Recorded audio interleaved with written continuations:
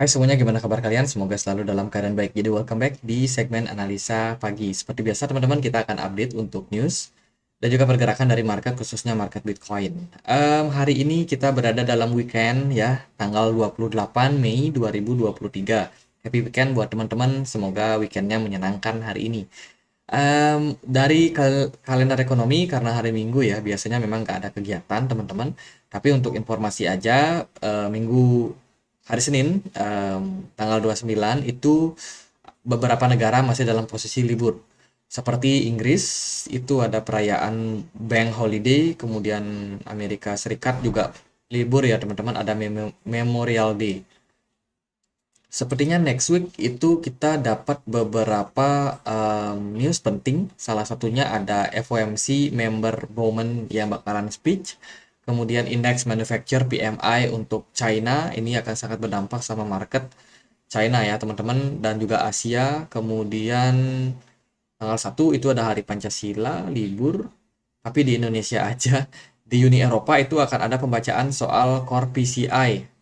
CPI dan juga Core PCI ini bakalan sangat penting, berdampak sama kebijakan berikutnya untuk eh, Bank of Europe, teman-teman. Ini akan sangat penting. Kemudian dari Amerika Serikat itu ada manufacturing PMI juga, mungkin akan berdampak juga. Terus ada FOMC member speech, masih banyak yang bicara ya atau pidato ya ke depannya.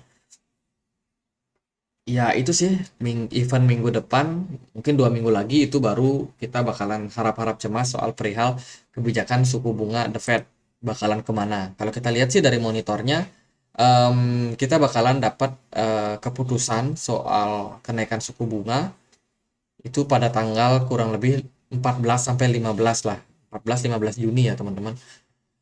Kalau di Indonesia sih kayaknya tanggal 15 itu bakalan ada keputusannya. Terus kita akan melihat nih kira-kira The Fed bakalan naikin suku bunga berapa persen. Jika kita melihat dari konsensus sekarang itu mayoritas yakin The Fed masih bakalan naikin suku bunga 25 basis point. Sementara sisanya ini masih bakalan yakin bahwa The Fed bakalan pause di minggu ini teman-teman. Sementara ke bulan depan ya maksudnya. Sementara kalau kita lihat dari data PCE kemarin, em, produsen consumption expenditure itu menunjukkan bahwa bisa dibilang inflasi itu masih dalam posisi naik teman-teman. Tentunya ini menjadi awareness buat kita semua, masih harus hati-hati. Sepertinya The Fed masih punya kemungkinan untuk menaikkan suku bunga buat ke depannya. Jadi ya itu. By the way, Bitcoin dan crypto itu udah loss sekitar 60% market market cap-nya sejak all time high mereka, teman-teman. Jadi sekarang mungkin Bitcoin udah pada turun semua, pada diskon semua. Kita akan lihat nanti seperti apa potensinya, apakah bisa dimanfaatkan. Selain itu, untuk data balance sheet juga, ini merupakan data yang cukup penting untuk kita lihat teman-teman. Kenapa? Karena yang namanya balance sheet ini berdampak sama yang namanya jumlah uang beredar yang ada di market. Semakin banyak balance sheet-nya, semakin banyak uang yang beredar, itu berarti aktivitas ekonomi akan semakin lancar bisa dilakukan. Semakin lancar aktivitas ekonomi, itu berarti em, bisnis itu lancar, teman-teman. Bisnis lancar, biasanya aset-aset beresiko, saham, kripto, mungkin gold juga yang aktif trading itu bakalan lebih leluasa untuk memainkan harga. Kenapa? Karena volumenya cukup banyak. Nah, tapi sekarang balance sheet-nya kan terus diturunin nih, karena memang keputusan dari The Fed terus naikin suku bunga ya teman-teman. Banyak orang yang akhirnya pindahin ke deposito ataupun beli obligasi negara, sehingga uang yang beredar di market semakin lama semakin sedikit. Nah, semakin sedikit uangnya ini itu berdampak sama menurunnya yang namanya market cap dari aset-aset berisiko lain. Jadi itu kenapa Bitcoin pada turun ya, memang karena sengaja dibikin turun teman-teman, buat meredam yang namanya inflasi ya. Jadi gitu. Oke, kita akan update Bitcoin dari time frame mandi dulu ya. Dari time frame mandi, posisi Bitcoin so far so good. Bitcoin koreksi, teman-teman, tapi masih dalam tahap koreksi wajar. Menurut saya, level yang paling penting untuk kita perhatikan adalah di 25.000. Bila mana Bitcoin tidak berhasil menembus level tersebut, saya rasa potensinya Bitcoin masih bakalan tetap punya kesempatan untuk growing ya, untuk kembali menguat harganya di bulan-bulan berikutnya. Kemudian kalau kita perhatikan juga dari posisi MACD, kita ongoing untuk bikin yang namanya Golden Cross. Jadi sekarang masih dalam tahap konsolidasi. Smart money masih cukup oke di market bila kita perhatikan di time frame monthly-nya. Jadi sementara untuk posisi Bitcoin sekarang saya masih cukup optimis Bitcoin masih bakalan mengalami fase rally. Jadi semoga benar-benar terrealisasi. Kita lihat nanti closing time frame monthly-nya di awal bulan. Sementara bila kita lihat dari time frame weekly, teman-teman, posisi Bitcoin sekarang masih dalam tahap koreksi. Ya koreksi sejak April tanggal 17 kemarin. Bulan Mei ini kita full bearish ya teman-teman.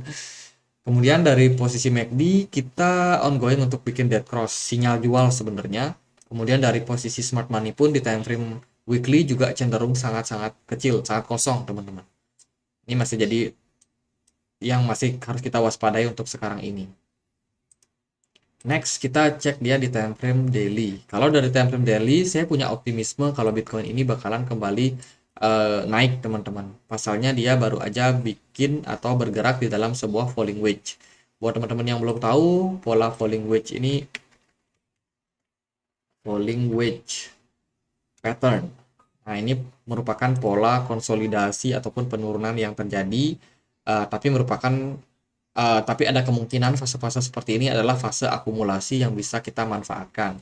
Jadi saya melihat bahwa Bitcoin masih dalam tahap itu dan semoga aja wave 2-nya bisa di-create dengan segera. Target saya sih di 25.000.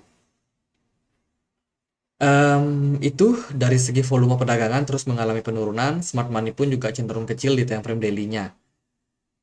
Meskipun ada juga beberapa teman-teman yang mungkin yakin Bitcoin ini membentuk yang namanya pola head and shoulders. Ya benar juga sih teman-teman, karena kalau kita perhatikan dia ketahan ya di level neckline di kisaran harga 26.800-an ini yang menjadi neckline penting buat Bitcoin, dan sementara kita udah breakdown.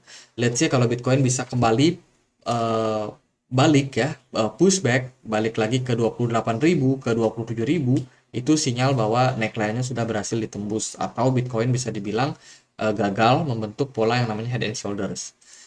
Jadi itu ada beberapa skenario yang mungkin bisa berdampak untuk sekarang ini. Buat sekarang di time frame kecil, di time frame 4 jam, posisi Bitcoin ini masih bergerak di dalam yang namanya, dia sudah breakdown dari yang namanya ascending channel. Tapi ternyata trennya masih cukup oke. Mungkin volumenya juga cenderung naik di weekend ini, teman-teman. Sekarang Bitcoin udah berada di kisaran 26.800. Ya kita lihatlah apakah Bitcoin bakalan kembali growth harganya atau justru ini merupakan sinyal-sinyal di mana Bitcoin ini sebenarnya masih akan sideways saja. Bergerak sideways, belum kemana-mana karena masih ada keputusan yang perlu ditunggu. Seperti contohnya debt ceiling belum clear. Janet Yellen minta sampai tanggal 5 deadline-nya. 5 Juni ya. Kemudian juga masalah inflasi yang masih cenderung tinggi. Masih harus berhati-hati. Sedikit comparison aja, sedikit perbandingan kalau kita bandingkan sama posisi daripada indeks dolar ya teman-teman di XY. Indeks dolarnya terus mengalami penguatan. Ini bisa menjadi sinyal buat kita untuk lebih hati-hati sama high risk aset seperti Bitcoin. Ya, sekarang target daripada kenaikan indeks dolar masih bisa naik sampai kisaran 105,5 dolar. Itu merupakan neckline yang mungkin akan membentuk atau mengkonfirmasi pola yang namanya double bottom untuk indeks dolar, dan kemungkinan harganya bakalan tetap growth lagi, teman-teman. Ini dipicu karena meningkatnya potensi daripada inflasi ke depannya, karena inflasi masih cenderung tinggi dan The Fed masih bakalan naikin suku bunga. Ya, itu sih yang perlu teman-teman waspadai. Jadi buat saya gitu aja buat Bitcoin, sementara masih dalam konsolidasi, arahnya kemana, lebih baik kita lihat aja seperti apa mekanisme daripada market ya memberikan sinyal. Kalau dari saya sih melihat ini merupakan falling wedge. Kalau teman-teman yakin kita masih berpotensi menjadi head and shoulders, ya bener juga masih ada potensi bener karena masih belum terkonfirmasi itu fail. Ya gitu aja, lebih hati-hati aja buat trading sekarang. Jadi buat teman-teman yang mungkin liburan, weekend, happy weekend ya. Dan akhir kata saya Andri, makasih.